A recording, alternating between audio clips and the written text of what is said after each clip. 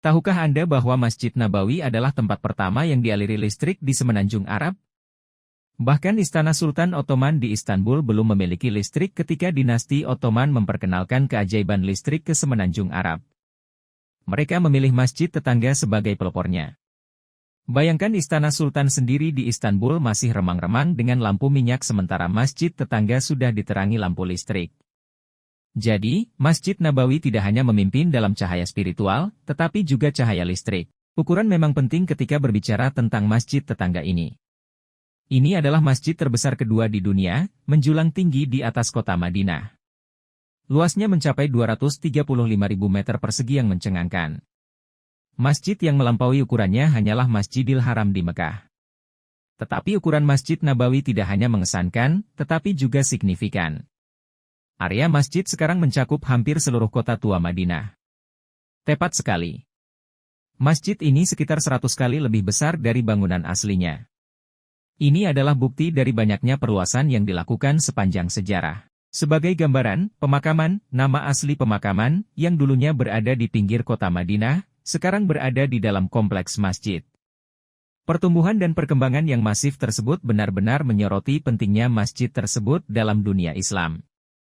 Bayangkan seluruh kota tua Madinah sekarang dikelilingi oleh masjid yang megah ini. Sejarah Masjid Nabawi tidak luput dari ujian. Pernah terjadi kebakaran besar.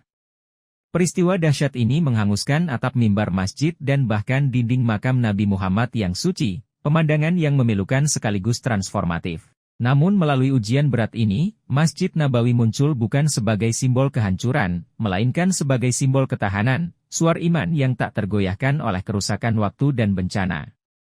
Meskipun hancur, masjid tetap teguh, sebagai bukti dari keagungannya yang abadi. Ketika Anda memikirkan Masjid Nabawi, Anda mungkin membayangkan kubah hijaunya yang ikonik. Tapi tahukah Anda bahwa sebenarnya masjid ini memiliki dua kubah? Ya, itu benar. Selain kubah hijau yang kita lihat dari luar, ada juga kubah lain di bagian dalam. Kubah bagian dalam ini menaungi makam Nabi Muhammad, tempat penghormatan dan pengabdian yang mendalam. Sekarang, bayangkan ini.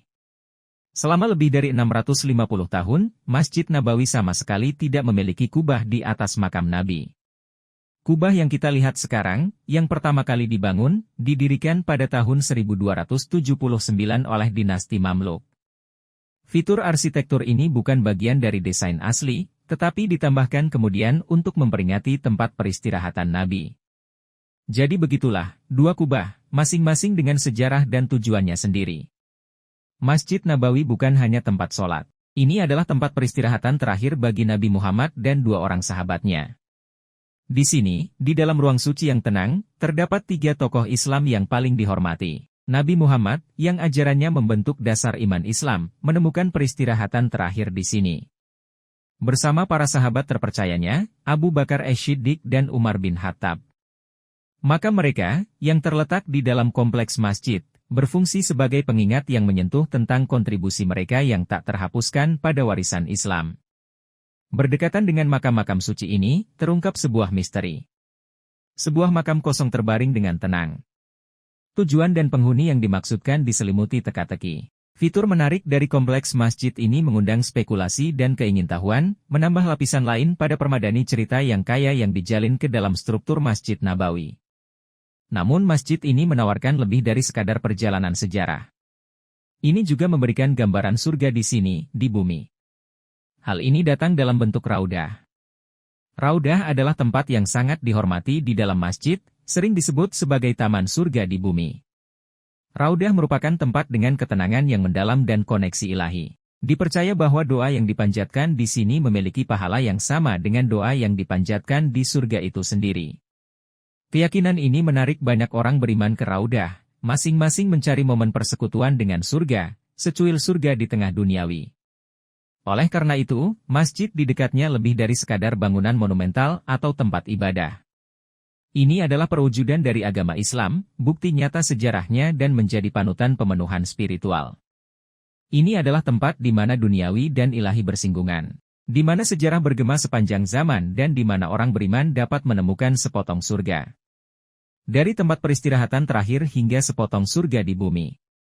Masjid lingkungan ini benar-benar tempat yang kaya spiritual dan memiliki kedalaman sejarah.